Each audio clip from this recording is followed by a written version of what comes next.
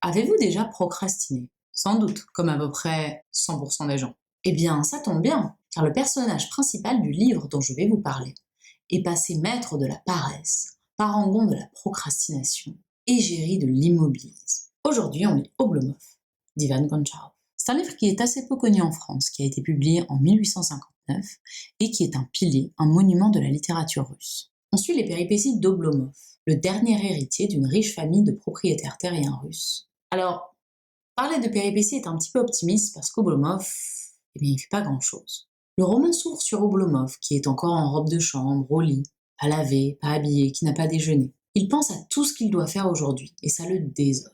Attention, il n'est pas idiot, il n'est pas stupide, mais se mettre en mouvement est comme au-dessus de ses forces. Il ne veut pas faire quoi que ce soit. Alors il reste alangui, il se met à rêver sa vie, à rêver ce que sa vie pourrait être. Une vie tranquille, douce, sans problème ni décision à prendre. Il repense souvent avec nostalgie à son enfance. Il a grandi choyé, avec la conscience d'appartenir à une classe sociale élevée, et la certitude que les autres étaient là pour le servir. Il pense que cette vie sereine et douce à laquelle il aspire lui est due. Il n'est pas prêt à faire quoi que ce soit pour l'obtenir. Alors il se contente de contempler cette vie et se satisfait de ses rêveries. Oblomov n'est pas un misanthrope. Dans toute la première partie du livre, tout un tas de gens défilent chez lui, qui sont plus ou moins bienveillants envers lui. On découvre notamment Stolz, qui est son meilleur ami avec qui il a grandi. Stolz est tout l'opposé d'Oblomov. C'est un homme d'action qui a une intelligence et une efficacité pragmatique. Il a une affection sincère pour Oblomov. Stolz est le seul capable d'inspirer Oblomov, de lui donner envie de changer, de se mettre en mouvement. Dès qu'il est là, Oblomov est embarqué dans cette dynamique qui entoure Stolz. Mais dès qu'il repart, Oblomov retourne à sa léthargie, sombre dans l'immobilisme et retourne au statu quo. Et on a aussi Zakhar, le fameux Zakhar. C'est de loin mon personnage préféré. C'était le valet de chambre du père d'Oblomov avant lui, et il est devenu le valet de chambre d'Oblomov. C'est un domestique râleur, acariâtre, fainéant, d'une mauvaise foi et d'une hypocrisie absolument hilarante. Par exemple, il va refuser de nettoyer l'appartement d'Oblomov, ce qui est dans ses tâches,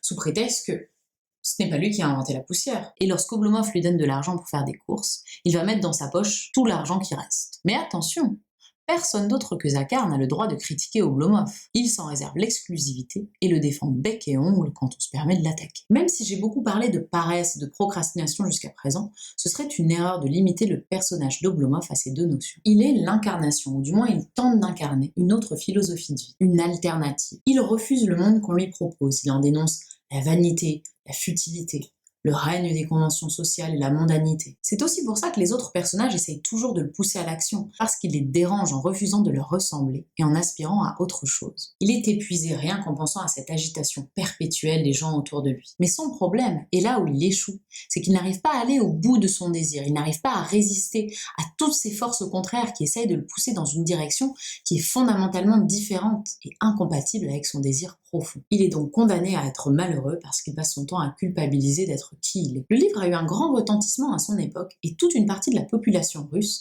s'est reconnue dans ce personnage qui a quelque chose de très décadent. Oblomov a d'ailleurs souvent été décrit comme le témoignage de l'état d'esprit des propriétaires terriens russes juste avant la fin du servage. Et il a tellement marqué le paysage littéraire russe que tout comme en France Emma Bovary a donné le bovarisme, Oblomov a donné l'Oblomovtchine, qui est un état inactif permanent doublé d'une haine de tout ce qui s'apparente au travail. En définitive, c'est un personnage vraiment fascinant qui n'a pas d'équivalent dans la littérature. C'est une lecture à la fois drôle et émouvante qui nous plonge dans les méandres de la complexité humaine. C'est un roman de l'intériorité qu'on vit depuis l'esprit d'Oblomov. C'est un personnage à la fois exaspérant et attachant à qui on a parfois envie de coller des baffes. Oui, il ne fait rien, incapable de se bouger. Pour moi, ça a été un peu comme un livre ami, un livre qui m'a accompagné, auquel je pensais souvent pendant la lecture et que j'étais très triste d'avoir terminé. Alors surtout, ne faites pas comme Oblomov. Ne procrastinez pas, mais lisez ou relisez le livre. Et tant que vous y êtes, abonnez-vous à la chaîne pour être sûr de ne manquer aucune des prochaines vidéos. Merci d'avoir regardé, vous pouvez liker, laisser un commentaire, partager à vos amis procrastinateurs. On pourra noter quelque chose d'assez intéressant qui est qu'Ivan Goncharov s'est énormément inspiré de sa propre vie pour écrire ce livre. Pas étonnant qu'il ait mis 10 ans pour l'écrire.